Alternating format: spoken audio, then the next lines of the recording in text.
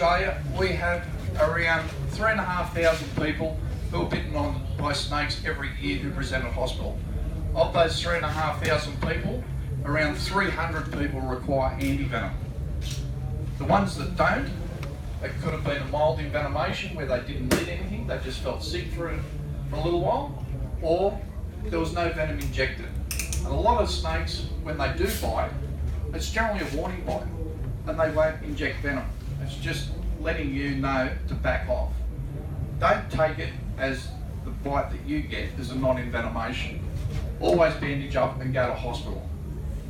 Now, 2 years ago, the Australian Venom Research Unit in Melbourne, they revised first aid for snake bite. They got 300 people off the street and they asked them, do you know what it is for snake bite? What to do?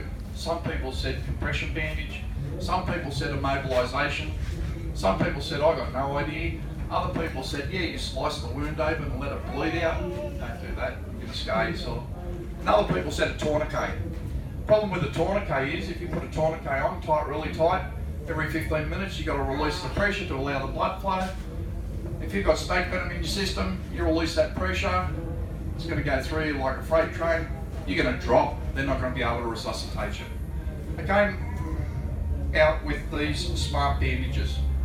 They have rectangles on them, and when you pull them to the correct tension, they turn into squares.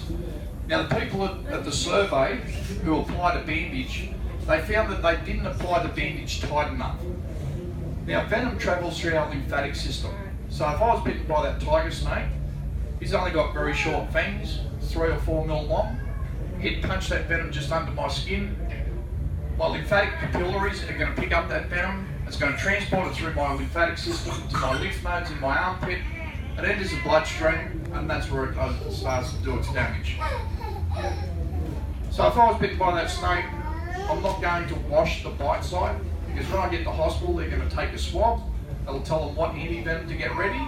It's not going to tell them what sort of snake bit you. It'll tell them what anti-venom to get ready, and then they'll go from there. I'm not going to wash the bite site. I'm going to remove any jewellery that I'm wearing. Depending on what species of snake bit you, your limb could swell. If you're bitten by a red-bellied black or a mulga snake, your limb's going to swell to maybe twice its size. And if you've got any jewellery on, that's going to cut into the skin when your hand swells. So remove any jewellery. Take the bandage 3 times around the bite site, making sure those rectangles turn into squares, and then work the bandage up to the top of the affected limb. If the bite is on the leg, start at the toes and work all the way up to the top of the thigh. Wrapping it round my arm. Now that is compressing the venom in the lymphatic system. It's also compressing the lymphatic system, which is going to retard the flow of venom through my system. While I'm talking, my lymphatic system is moving very slowly. If I was to run up to the front gate up there and back, while I'm running, my lymphatic system is really pumping. But the minute I stop, sit down and don't move, my lymphatic system stops moving. Once I've got the bandage up to the top here, I'm going to tuck it in. I'm then going to get a marker pen and I'm going to mark the bandage to the bite site. That way, if something happens to me on the way to the hospital and I can't speak, doctors know where to move the bandage aside and take the swab. I'm then going to get a SAM splint. SAM splint is a malleable piece of metal with foam, moulds to the shape of the limb. Put a bandage around the SAM splint to attach it to the limb. That immobilises that limb. Once that limb's immobilised, I'm then going to sit down or lay down on my left side in the recovery position and wait for the airbase to come to me. When I get to the hospital, the doctors are going to hook me up to an ECG. They're going to monitor my heart for the next 15 minutes. At the same time, they're going to put a drip into the other side of my body and they're going to hydrate my system. They want to hydrate your kidneys just in case there's some muscle damage and your kidneys have got to filter that out. They're then going to take a swab of the bite site for the venom detection kit, and that venom detection kit will tell them what anti-venom to get ready, just in case something does happen. They're also going to take blood from the other side of my body, and they're going to send those bloods off, and it'll take about half an hour for those bloods to come back. When the bloods come back, they'll see if there's any venom in your system. If there's none, they're going to slowly start to take the bandage off. It should take the doctor around half an hour to remove the bandage. undo a wrap like that, ask you how you feel. Yeah, I feel alright. Undo another wrap, how do you feel? Yeah, alright. Undo another wrap, how do you feel? Oh, I'm starting to get a rotten headache. My eyelids are becoming droopy. I can't focus on anything. My speech becomes slurred. My throat may start to thicken up. I'll put the bandage back on. I'll put a vial of antivenom into the drip and they'll infuse it into you over a 30-minute period. Once that's in you, they'll give you about half an hour. They'll come back and they'll start from scratch again. Start to take the bandage off. If you feel okay, they'll continue to take that bandage off. It should take them about 30 minutes to do it. If you present at hospital and they take the bandage off, there's no signs of envenomation, you feel alright, they'll keep you for 12 hours, 24 hours, they'll let you go home. This thing can save your life. As I said earlier, 5 people have lost their life to snake bite in Australia this year. There were 3 people at the beginning of the year. There was a young fella up in Tamworth, went out into his backyard, saw his dog playing with a brown snake. Instead of grabbing the dog and taking it inside, he grabbed the snake. He got tagged, he told his mother, she drove him to the hospital, no first aid, DOA at the hospital. A pregnant woman in Meekatharra was bitten on the leg by a western brown. She died within 15 minutes, no first aid. There was a guy in Townsville 2 months ago, juvenile eastern brown in his backyard, didn't know what it was, picked it up, went round to the neighbour's place. You know what sort of snake it is? Don't get in it, put it down. He got bitten, he walked home, the neighbours heard his wife screaming, they went over, he collapsed and he died. No first aid. Yesterday, an 83-year-old lady died from a brown snake bite in Perth. She was on a remote property. She saw the brown snake cross a leg. She didn't apply a bandage. She waited 15 or 20 minutes until the sun came back. They had a look, there were a couple of spots of blood. They put a bandage on. They drove her to the hospital. They needed the Royal Flying Doctor to take her to Perth. She died mid-flight. Unfortunate. And then there was a guy who was bitten just off the coast of Darwin last week by a sea snake. These bandages will save your life. If you're bitten by a snake, apply the first aid immediately. Don't waste any time. Doesn't matter what species of snake it is, the quicker you get that bandage on, the longer you've got to live. We do have these first aid kits for sale today. They're normally $75. Show special today is $60. They have 2 of the smart bandages, the SAM splint, the bandage to apply the SAM splint, rubber gloves in case there's a lot of claret everywhere. It's got a couple of gauze pads in there. It also has a space blanket in case the person goes into shock. There are first aid instructions in case you forget how to do it. There's a marker pen to mark the bandage at the bite site, all in a waterproof case. They're great to throw in your camper van, your 4-wheel drive, your backpack, whatever, whenever you're out in the bush. The bandages are also used for funnel web spider bite, blue ring octopus, and even for kids. If they're running around, trip over, sprain their wrist, sprain their ankle, they're great. They're a first aid kit where people are not going to them all the time and taking stuff out and not replacing it. It is specifically for snake bite. If anyone's interested, see us after the show. Now the last snake we have for you today is the eastern brown snake. This guy is responsible for the most snake bite deaths in Australia, and as I just said, he's already claimed 4 people this year. Kids, if you want to remove your arms from inside the pit, these guys are a very nervous snake. They're a very flighty snake. They are highly attuned to any movement, and they will not hesitate to bite if they think they're being provoked.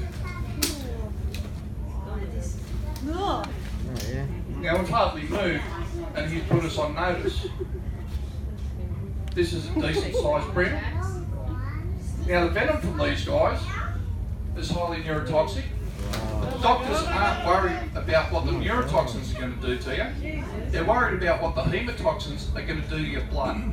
This guy's venom messes with your blood very quickly, and it really does some damage. What it does is it causes tiny little blood clots throughout your circulatory system. If you happen to have one of those blood clots get into your heart, your lungs, or your brain, it's all over. Then, once those blood clots have used up the clotting factors in your blood, you're going to start to bleed out. So you'll bleed from your eyes, your ears, your nose, you'll bleed from blood will leach through your skin. It's not a pretty sight. You'll spew blood, you'll poo blood, and you'll pee blood. It is a nasty, nasty bite. As you can see, he's slowly starting to settle down now that I haven't moved for a bit. Kids, if you come this close to a snake, the best thing to do is stand still and don't move, okay? Your life depends on you standing still. Wait until the snake settles down and slowly back away. Call out to an adult. Help, snake, stand still. If you're calling out for help, call out to mum, don't call out to dad. Dad's going to get a shovel, he's going to come out and he's going to try and kill the snake. Believe you me, 70% of people who try and catch and kill snakes in Australia get bitten by them. This guy here does not hesitate to react. If you get into his personal space, he will bite, and he's a multiple biter. Call out to mum. If you call out to dad, he's going to go and get the shovel. He's going to try and cut the snake's head off. 9 times out of 10, he's going to miss. He's going to get the snake's tail. The snake's going to whip around and grab him on the ankle. We were doing a show in the Southern Highlands earlier this year.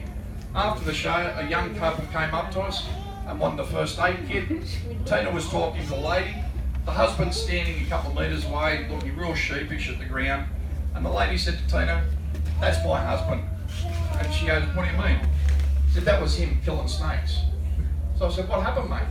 He said, "Oh, I've killed 17 so far. We get a snake on the property. I tell the kids to get the dogs and go inside. I get the shovel."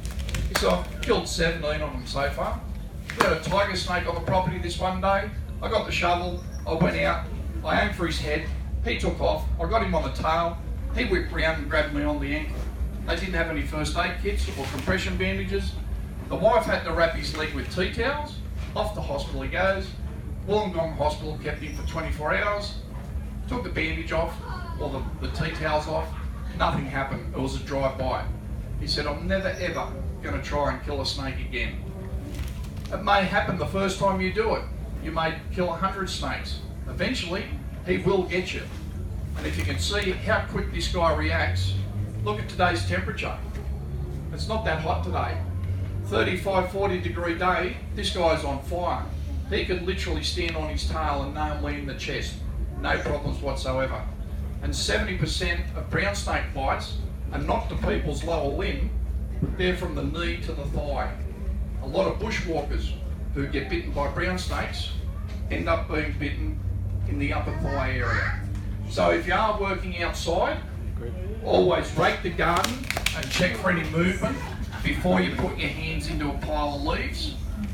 Wear loose, long-fitting pants.